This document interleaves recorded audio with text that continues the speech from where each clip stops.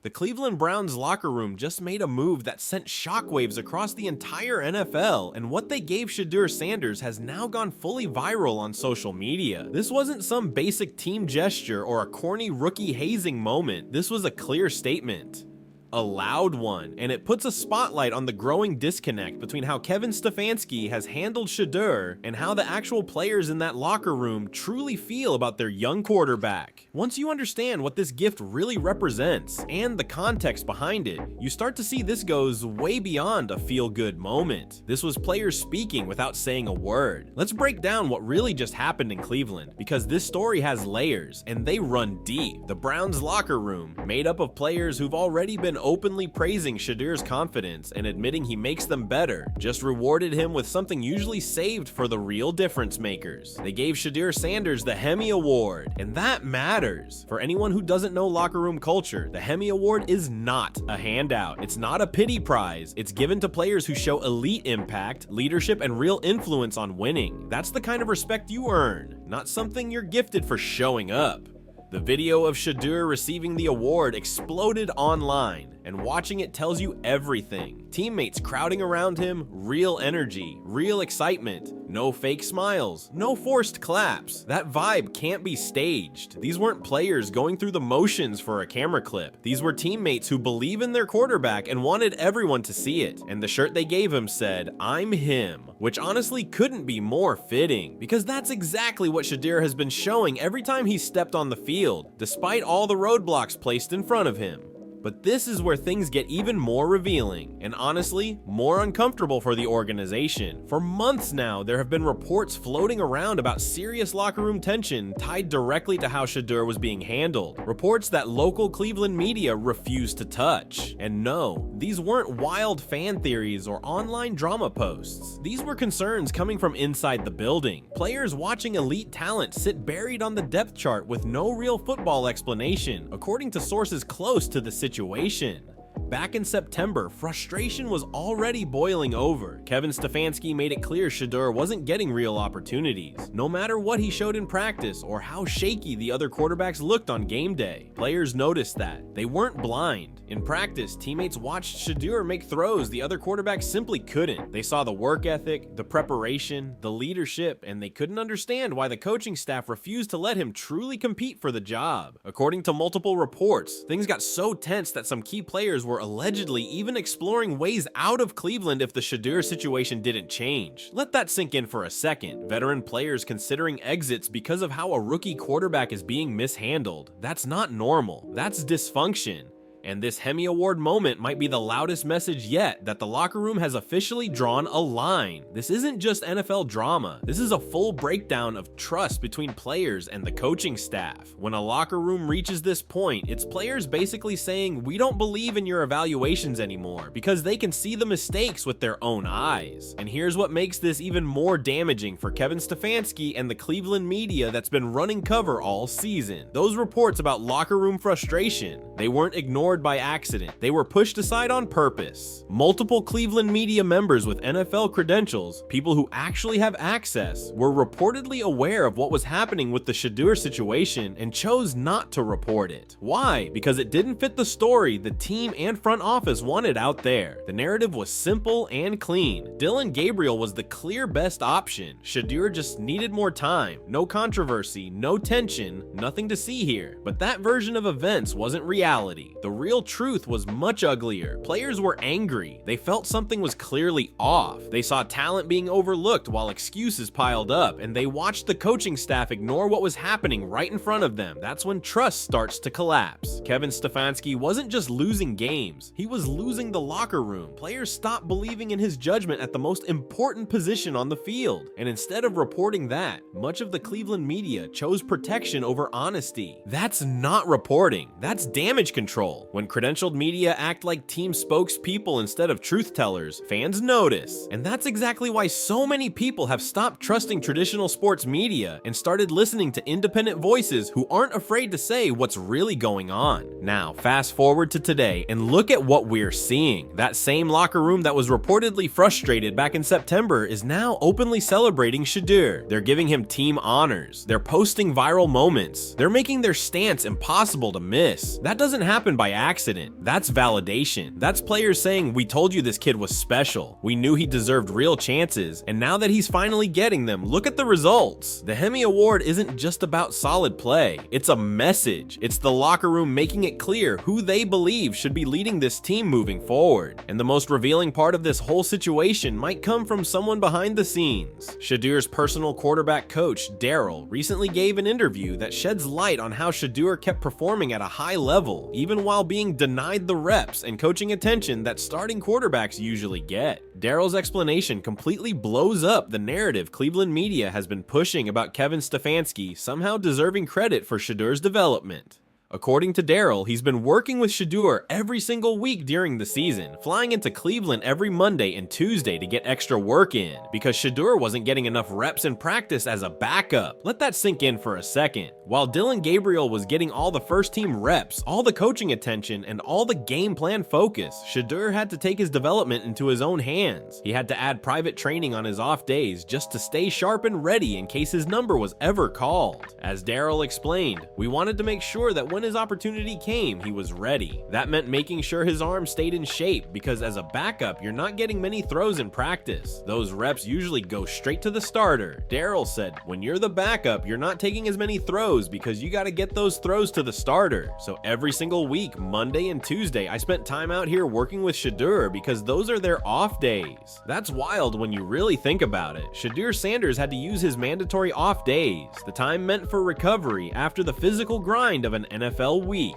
just to get the throwing volume and technical work he needed to stay ready. He couldn't rely on practice reps. He couldn't rely on the coaching staff to prepare him properly. Instead, he had to bring in his own personal coach to make sure he didn't fall behind. And here's the part that really makes this situation hard to defend. Kevin Stefanski and the Browns coaching staff knew this was happening. They knew Shedeur was putting in extra work. They knew he was sacrificing recovery time to stay prepared. And yet, they still refused to give him real opportunities for 14 weeks. They kept him buried at fourth string. They continued insisting Dillon Gabriel was the better option, even though Gabriel didn't need to do any of this extra work because he was already getting all the practice reps. That's not player development. That's decision making driven by something other than performance. It completely ignores effort, preparation, and reality. And the fact that Shedeur is now succeeding despite all of this, despite building his own development plan outside team facilities, despite being denied the resources young quarterbacks usually get, only highlights how elite his talent truly is.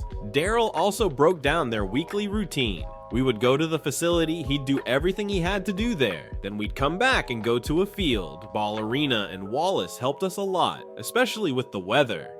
So after finishing all his team obligations, Shedeur would immediately head to another facility just to get more throwing work. That means he was basically running two separate training programs at the same time, one with the team and one on his own, because what he was getting from the Browns coaching staff simply wasn't enough. That tells you everything you need to know about his mindset and why teammates respect him the way they do. So what Shedeur was really dealing with was two completely different programs. One was the official Browns setup built around Dillon Gabriel as the starter. The other was a separate, self-made program designed just to keep Shedeur ready, even while he was being denied real chances. And Daryl made a key point about what those extra sessions focused on. He explained that they do so much with the coaches on football-related stuff, getting ready for the game. That's where Daryl stepped in to handle all the technical work, the mechanical details, and the fundamentals that weren't being addressed. That alone exposes another layer of dysfunction. The Browns coaching staff focused on scheme and game prep with their starting quarterback, which makes sense. But they weren't putting enough time into the technical and mechanical development that young quarterbacks need to sharpen their skills. Because of that, Shedeur had to bring in Daryl to work on footwork, release mechanics, throwing motion, accuracy drills, all the fundamentals that should already be built into an NFL quarterback development plan. That's a serious indictment of how the Browns handled Shedeur's growth. They weren't trying to make him better. They were basically parking him on the depth chart and hoping they'd never have to use him. And when circumstances finally forced them to put him into games, they seemed shocked by what they saw. Shocked that he was ready. Shocked that he could perform at a high level. Shocked that his mechanics and arm strength were still sharp, despite barely getting reps. But the truth is simple. Shedeur was only ready because of the work he put in with Daryl on his own time. He refused to accept limited development. He trained like a starter while being treated like a fourth-string afterthought. Now here's where Daryl's comments get even more revealing about what's happening right now. Once Shedeur started getting real game action, they adjusted the training schedule. Daryl explained, "Now, since Shedeur has been playing the last few weeks, we took out Monday and do our stuff on Tuesday. Just staying sharp, watching film, cleaning up stuff from the week before, things that felt off or needed to change." Look at that focus. They're breaking down film. They're fixing mechanics that show up under real game pressure. They're cleaning footwork issues. They're making small adjustments to make sure he improves week after week. That's elite quarterback development. That's how talented players turn into franchise guys. And notice something important. It's happening outside the Browns organization. This level of detailed, personalized coaching is coming from a private coach on Shedeur's own time, using his own resources. The people who are literally paid to develop quarterbacks in Cleveland don't appear to be providing the same level of technical feedback, or at least not enough for Shedeur to rely on it fully. That should seriously worry Browns fans, because it suggests that even now, even after Shedeur has proven himself and earned real trust on the field, the coaching staff still may not be fully invested in helping him reach his ceiling. They're still not giving Shedeur the full quarterback development he needs to truly reach his ceiling. And if Browns ownership is paying attention, some serious questions should be getting asked. Why does your most talented young quarterback need private coaching just to get proper development work? Daryl's final comments say everything. He made it clear why Shedeur has been able to explode for 300 yards, 4 touchdowns, and Rookie of the Week honors. And no, it wasn't because of Kevin Stefanski's coaching brilliance. It wasn't because Cleveland suddenly revealed some elite quarterback development system.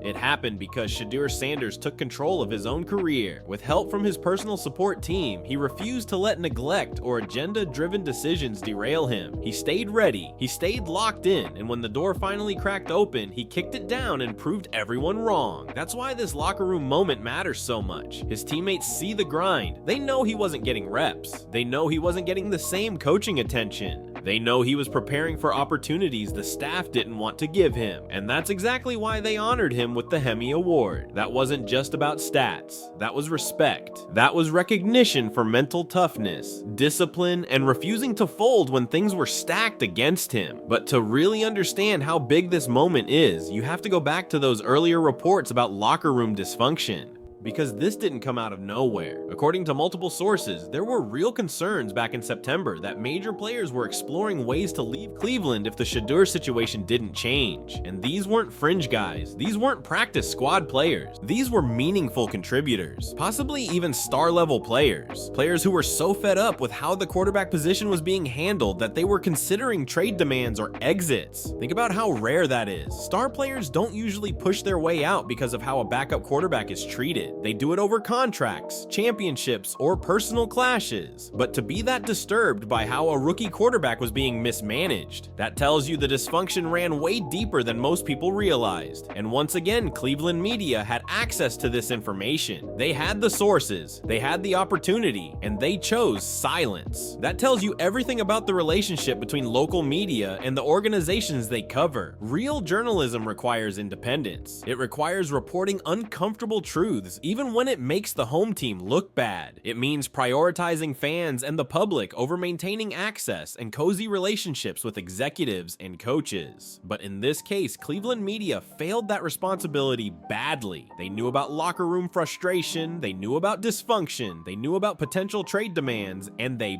buried it. And now, with the locker room openly celebrating Shedeur and making their stance impossible to ignore, that silence looks louder than ever. They protected Kevin Stefanski and the Browns front office instead of being honest with Browns fans about what was really happening behind the scenes. And now that Shedeur Sanders has forced his way onto the field and shattered every doubt, those same media voices are suddenly trying to rewrite history.